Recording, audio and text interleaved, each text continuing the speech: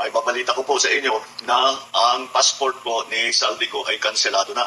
Kaya tininstruksyonan ko na ang Department of Foreign Affairs pati ang PNP na makipag-ugnayan sa ating mga embassy sa iba't ibang bansa para tiyakin na hindi maaring magtago itong ating hinahabol na magtago doon sa kanilang bansa at kung sakali ay siya'y pupunta roon ay i-report sa atin para naman ay maibalik natin siya dito sa Pilipinas.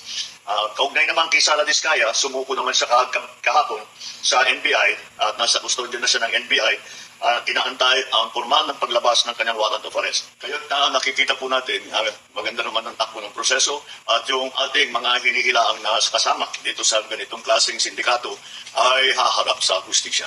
Asahan po ninyo na patuloy pa rin ang ating investigasyon, patuloy pa rin ang ating pagpila ng mga kaso upang tiyakin na ang mga guilty dito sa ganitong klaseng skandalo ay haharap sa batas at bukod dyan ay maibalik ang ninakaw na pera sa taong bayan. Maraming salamat po.